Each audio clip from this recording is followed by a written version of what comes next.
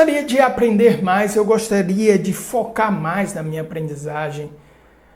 Eu gostaria de compreender as coisas melhor e de entendê-las de uma forma mais profunda.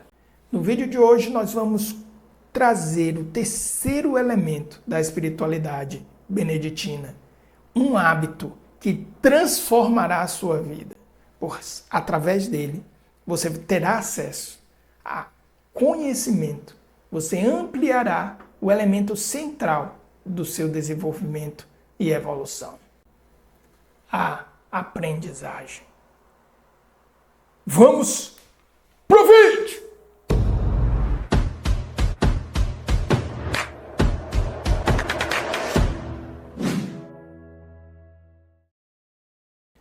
Quarta parte, então, nós vamos falar sobre leggere, que seria leitura ou estudo. Então, dentro da regra e da dinâmica beneditina, da espiritualidade beneditina, os monges, eles oravam, eles trabalhavam e eles estudavam. Eu falei para vocês que o mosteiro, né, os mosteiros, foi num determinado período da história ocidental, grandes ilhas de conhecimento. Então ali estavam os livros, estavam, né? O primeiro livro impresso foi a Bíblia, né? Então, tem toda essa tradição em torno dos mosteiros. Por isso que geralmente é uma ordem que tem um nível de cultura muito alto. A própria formação mesmo dos monges já exige um nível de cultura muito alto, porque isso faz parte justamente da espiritualidade, da prática mesmo, da vivência dos monges, né? E de alguma forma eu imagino que nós estamos vivendo numa sociedade que essas ilhas de conhecimento, que hoje talvez seria a função, por exemplo, das universidades ou dos centros acadêmicos, né, se faz necessário. Porque com um fluxo de informação infinita, a gente tem um nível de ignorância absurdo. Se a gente pegar nas redes sociais, e isso pessoas inteligentes, que não conseguem sequer distinguir uma informação, nem sequer suspeitar que uma informação não está correta, ela é imprecisa. Isso é uma coisa séria que a nossa sociedade vive hoje. Semana passada eu estava dando aula a alguns alunos e eu dizia, escutem menos influenciadores e mais professores. A sociedade de hoje precisa de professores. Só que os próprios professores não têm consciência disso. E não sabem do seu papel dentro da sociedade.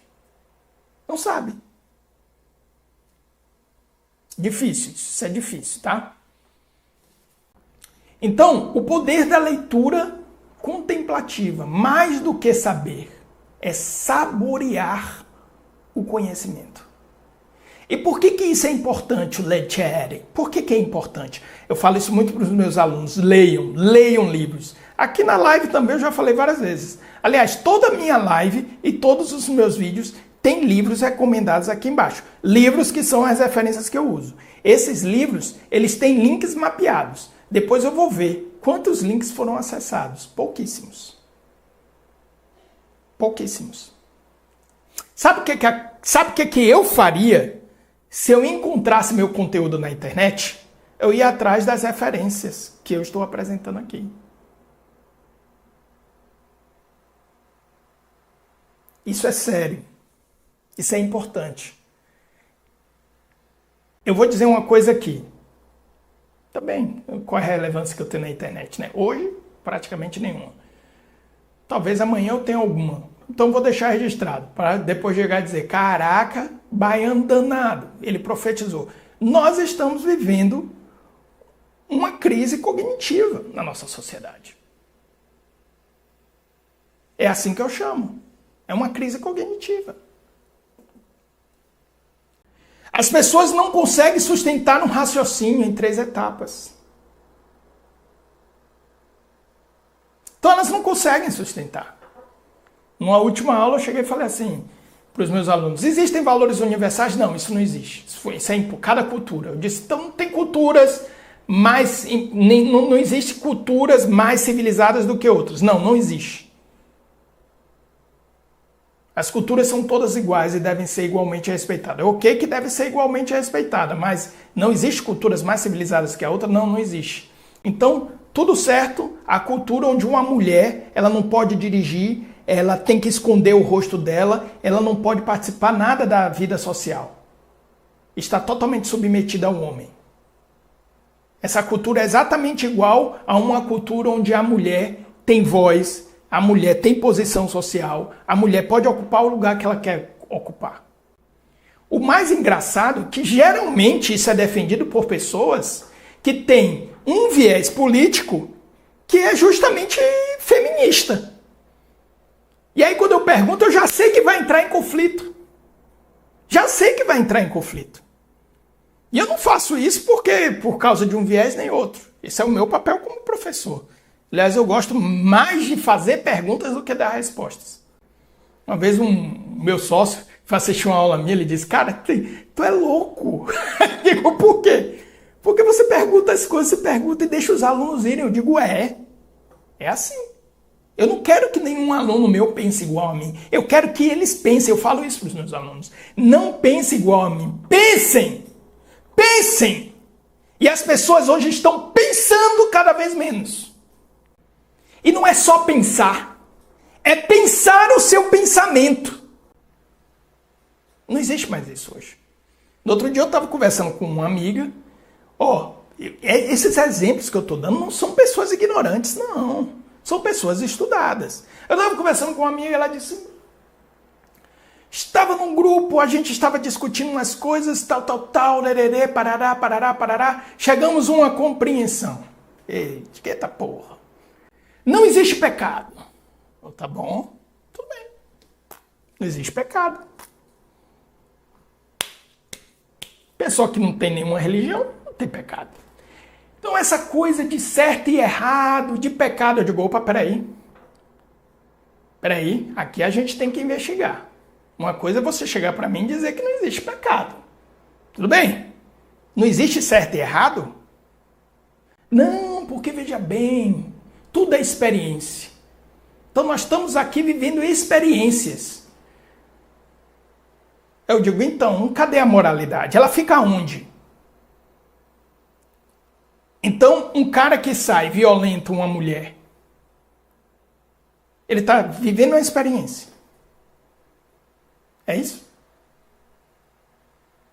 Pensar o pensar. Pensar o pensar.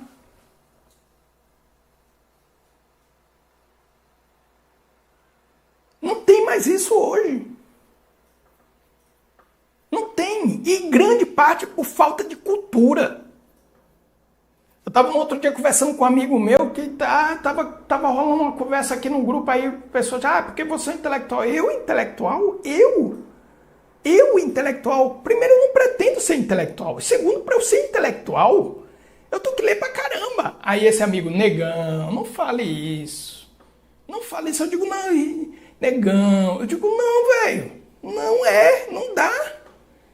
Você tá entendendo? Não é não. É a média que tá caindo muito. É a média que tá caindo muito, meu amigo.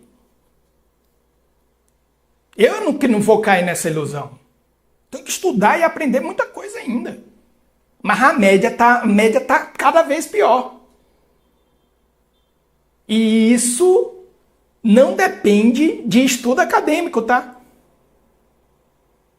Então as pessoas não conseguem fazer relações complexas das coisas, pensar, entender as consequências do seu próprio pensamento. Não conseguem lembrar o que leram. Não conseguem se aprofundar. Querem respostas prontas, curtas, de 15 segundos. Olha o meu conteúdo aqui. As pessoas desistem. Sabe quantas vezes eu recebo dicas? Pessoas maravilhosas que eu amo. E diz, olha amigo, lembrei de você. Aí manda um vídeo feito por porra de inteligência artificial. Eu digo, meu irmão, hoje a audiência não consegue distinguir um conteúdo de quem tem horas de leitura de uma porra feita por ChatGPT.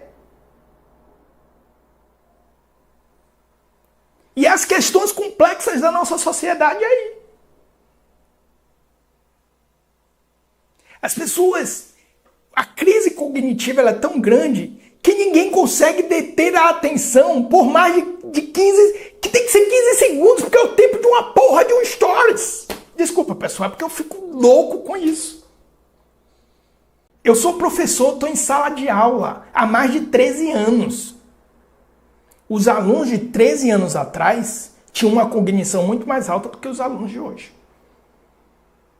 Não é por falta de capacidade de raciocínio, não. É exercício de cognição mesmo. O músculo tá lá, mas ninguém usa, aí tá flácido. Cognição flácida, pronto. Cunhei a expressão. É uma cognição flácida. Todo mundo tá preocupado com o seu corpinho flácido? Se preocupe com sua cognição flácida. Aí pega uns videozinhos, mas... Cara, meu irmão do céu, no outro dia eu vi um vídeo que eu não tive nem o que comentar. Eu não sabia nem por onde começar. O cara falando sobre passagens bíblicas. Apocalipse. Puta que pariu. Então, é uma audiência que não consegue nem distinguir. Não consegue nem distinguir a autoridade. O conhecimento não consegue, pô. Você não consegue. Então, o idiota que gera os estímulos lá, ele ganha mais notoriedade. Isso está acontecendo em nossa sociedade. A gente tem um grande influenciador aqui no YouTube que ele está na pauta. Qual contribuição que esse cara tem? Nenhuma. Por que ele está sendo ouvido, pô? Se meu filho acha ele um idiota. Lettere. O maldito microlearning. Rapaz, esse negócio de microlearning, meu irmão. Ó, deixa eu te dizer uma coisa. Como alguém que estuda aprendizagem, tá? Eu sou um estudioso da aprendizagem. De como as pessoas aprendem. Qualquer coisa que lhe foi ensinada em microlearning, você tá como girino numa poça que tá prestes a secar. Trazendo aí a metáfora, a analogia usada por Jung. É poça. Quando eu comecei a fazer os treinamentos aqui de desenvolvimento, de escola de coaching, e eu tive contato com uma escola de coaching de alto nível. O fundador era doutor em física, a outra sócia que já até apareceu aqui na live, minha mestra Carol Costa, uma pessoa estudiosa. Carol, eu lembro que eu chegava e dizia assim para ela, eu falava de alguma coisa, ela dizia, esse livro é tal, né? Já li. Eu digo, rapaz, eu ainda vou encontrar um livro que você não leu. Até hoje, conheço a pessoa há anos. Até hoje eu nunca peguei um livro e disse, ó, esse livro aqui ela já li. Eu nunca peguei um livro que ela não tenha lido. Nunca peguei um livro que ela tenha lido. E aí eu, pá, estudando livro com ele, eu cheguei e disse, opa, estamos chegando no fundo aqui, ó. Vamos para os Estados Unidos. Vamos estudar lá. Vamos entender de onde é que vem isso daqui que nós estamos estudando aqui. Bom, também me empolguei. Querendo ou não, também meu ego falando. Tirei metade. Fica com a preocupação de professor? Eu estou vendo os jovens... Vou falar numa linguagem... Desculpa, vai parecer um pouquinho arrogante. Vou falar numa linguagem do nível da crise cognitiva que nós estamos vivendo. Eu estou vendo os jovens emburrecerem. E não é só eles. Gente inteligente, bem-sucedida, de 40, 45 anos, que não consegue distinguir um conteúdo de rede de IA.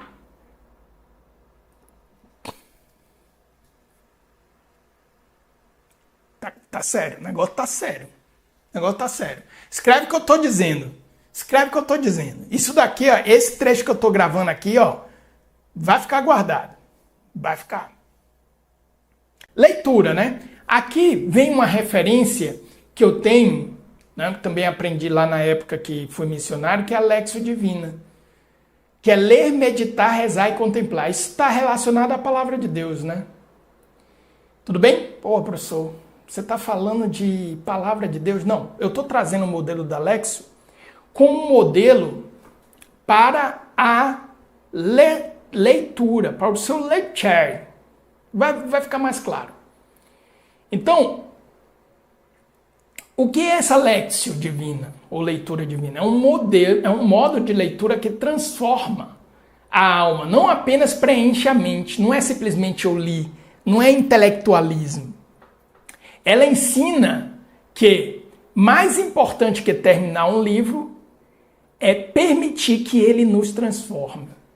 Então, quais são os 4 passos, Alex? Leitura, meditação, oração, você fala com o texto, e contemplação, o que aquele texto transforma em você. Pô, mas o que isso tem a ver? Tem tudo a ver. No outro dia eu estava assistindo um vídeo aqui no YouTube, o YouTube me sugeriu um vídeo do Olavo de Carvalho. Aí o Olavo de Carvalho estava ensinando os alunos dele como ler um livro.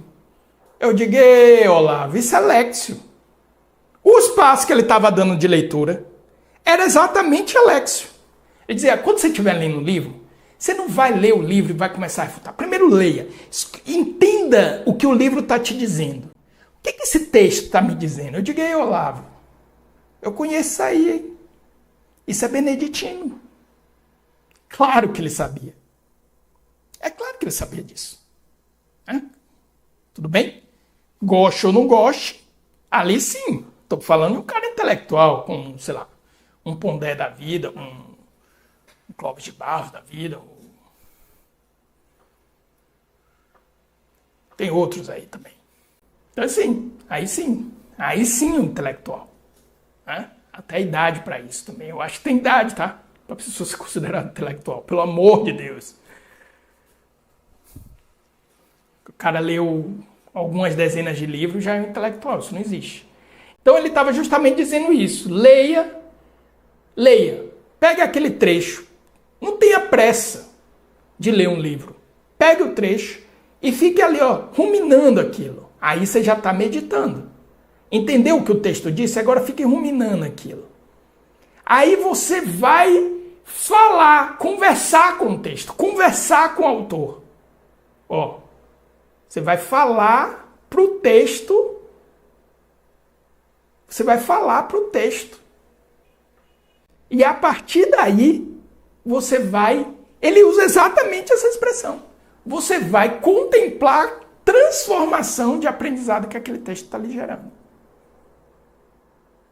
Porque a aprendizagem, ela de fato é aprendizagem se ela gera uma transformação. Tem um autor de aprendizagem que eu adoro, eu acho que já mencionei ele aqui, que é Kolbe.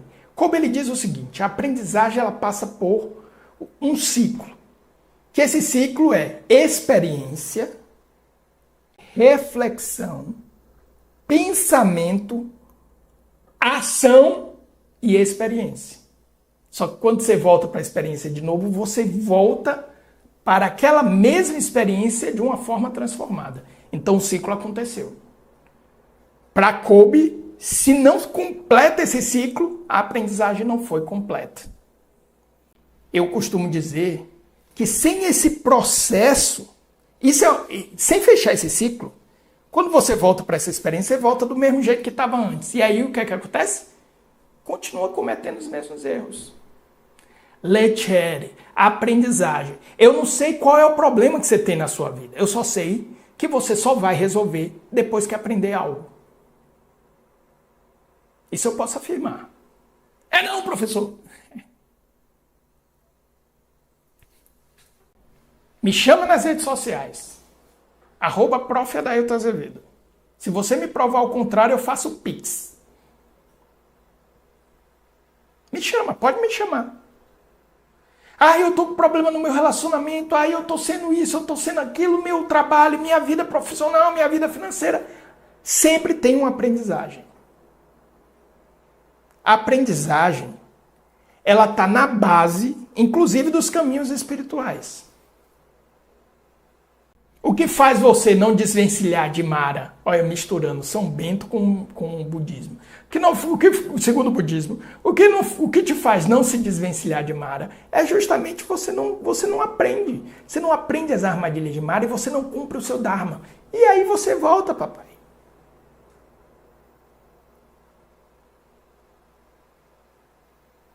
Aprendizagem.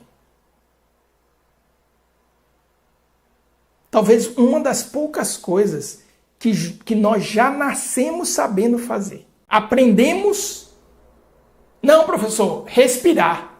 E quando você saiu da barriga da sua mãe e respirou pela primeira vez, não foi um aprendizado? Eu tenho dúvida. O que veio primeiro? A respiração ou o aprendizado? Leggere. E as pessoas estão perdendo isso cada vez mais. Perdendo, inclusive, o interesse por isso. Eu devo confessar que, com certeza, esse é um dos pontos de maior solidão na minha vida.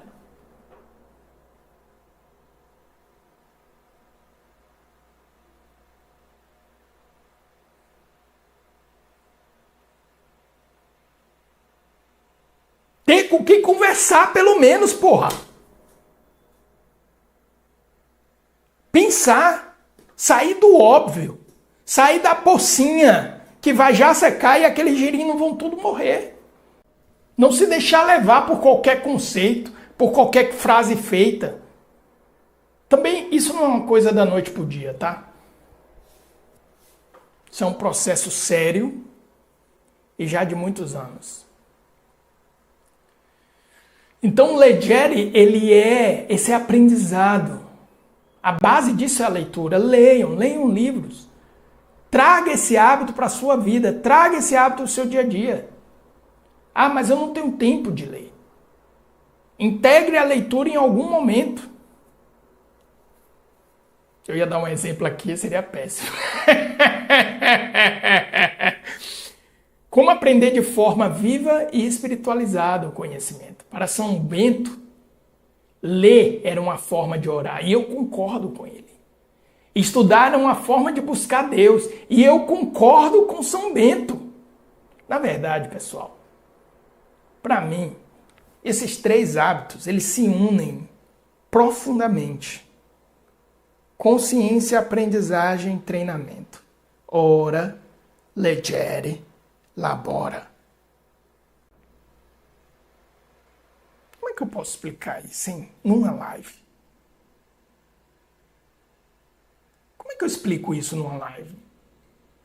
Como é possível? Então aqui, ó, o estudo não era para acumular sabedoria, mas para formar o caráter e a alma. Não é para inflar, não é para vaidade. Eu acho que eu já contei essa história aqui, uma pessoa que chegou para mim e disse assim, Adailton, quantos livros você lê? Eu digo, eu não conto não. Geralmente os livros me escolhem, eu vou ali lendo.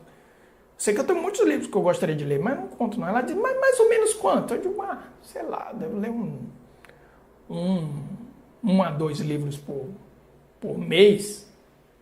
Eu chutaria uns 16. Aí ela chegou e falou, ela olhou meio decepcionada. Aí eu disse, você achava que era mais? Ela disse, as conexões que você faz, eu achava que era muito mais. Porque não é a quantidade de livros que você lê, é como você lê.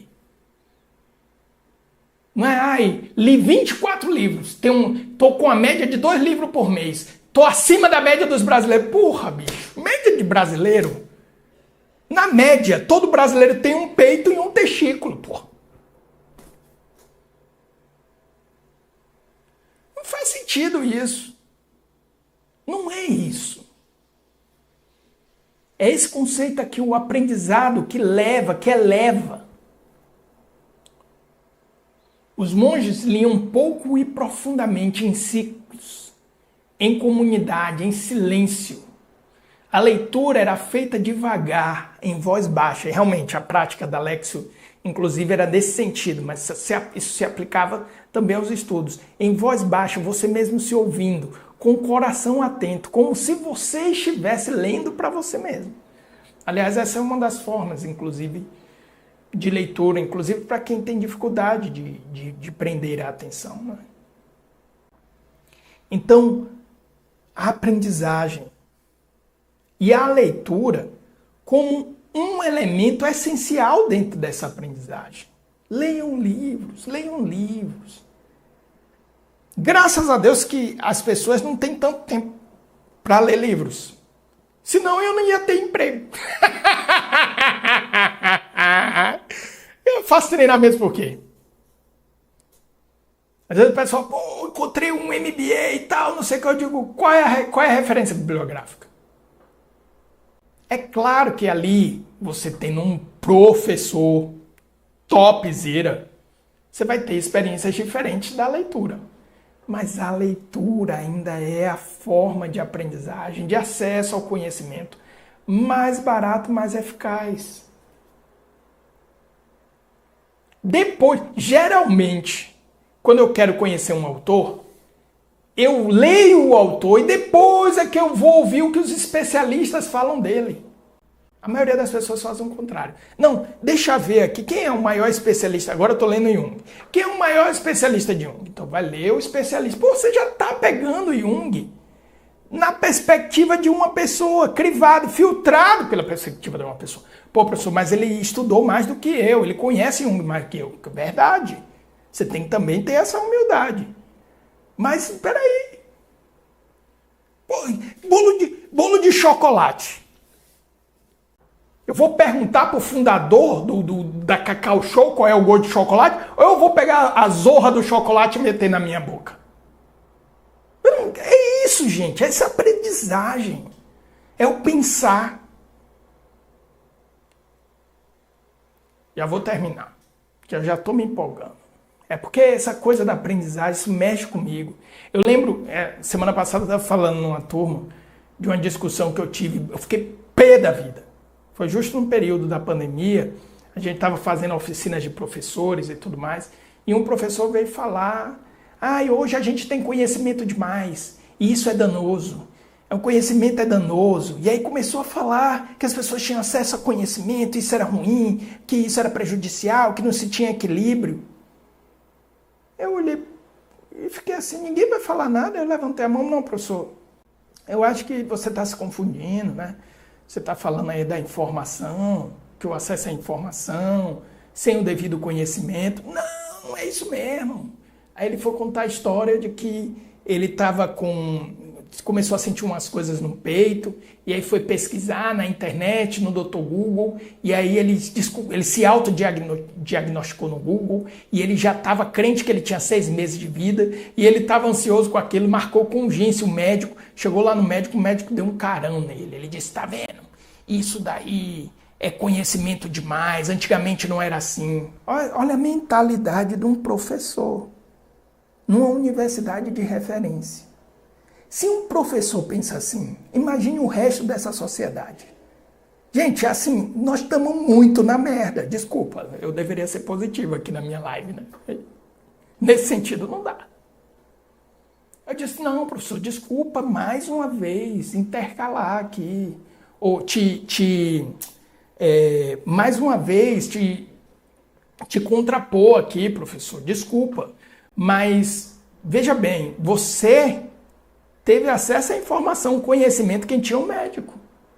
Então, o conhecimento do médico te iluminou. Você não tinha o conhecimento do médico. Rapaz, ele não deu, começou a falar e teve outros professores concordando com ele. Sabe por quê?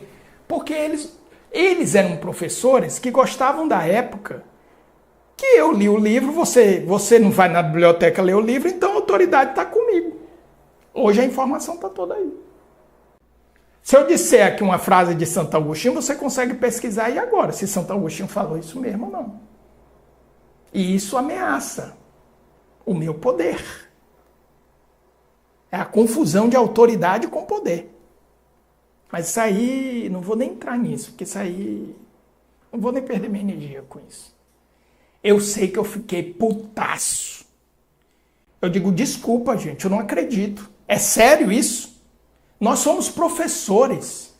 Nós somos professores. Como é que professor vai dizer que conhecimento demais é ruim? Conhecimento é a luz. Conhecimento nos tira da ignorância. A ignorância é as trevas. O conhecimento nos traz a luz. É claro que a minha percepção de conhecimento era totalmente diferente daqueles professores que estavam defendendo aquela visão. Eu saí do treinamento. Eu vi...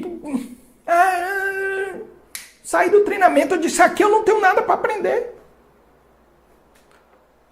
Um grupo de professores que acha que conhecimento é ruim, pô, vamos voltar para a era das trevas então. Esse é o nível. Não, busca. Busca esse conhecimento. Aberto. Finalizar, eu lembro de um amigo meu, que era um padre, que ele dizia assim para mim, Adailton, pela dúvida você chega à fé. Aí eu dizia, mas como assim? Ele disse, se Jesus é a verdade, toda vez que eu duvidar e buscar com sinceridade, outra coisa eu não vou encontrar senão ele. Então, duvide, estude, pesquise. Pesquise. Aquele sacerdote, ele me influenciou muito nisso. Porque eu conheço algumas pessoas que, inclusive, travam, limitam a sua busca sincera. Não é o conhecimento por um intelectualismo, mas a busca sincera por conhecimento, travam com não, porque a fé... Olha isso, aqui eu estou falando, é São Bento, pô.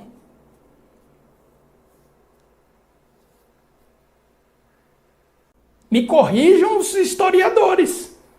Se não fossem os mosteiros, grande parte do conhecimento da humanidade, da civilização ocidental ia se perder. Em épocas bárbaras. Leggere. Aprendizagem. É o terceiro hábito que transforma a sua vida. Leia, aprenda, estude.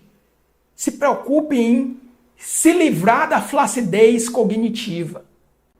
Pense. E pense o seu pensar. Isso a gente chama na aprendizagem de metacognição. É pensar o pensar. Eu penso isso. Qual é a consequência desse pensamento? Será que existe um pensar para além do que eu estou pensando? Isso é próprio da filosofia. Isso te tira das trevas. Isso te tira da ignorância. Ok? Terceiro hábito essencial para transformar a sua vida. Leggere. Leitura. Vão desculpando aí os momentos que a veia baiana solta aqui, mas é porque quando chega nesse negócio de aprendizagem, essa burrice social é uma coisa absurda. Mas enfim, tudo bem. Tá tudo certo. Como diz Marcão. Eu espero que você tenha gostado desse vídeo. Esse vídeo é um corte de uma live inteira que eu vou deixar recomendada aqui para você. E também, desse lado, eu vou deixar um vídeo especial para você. E se inscreva no canal. Grande abraço.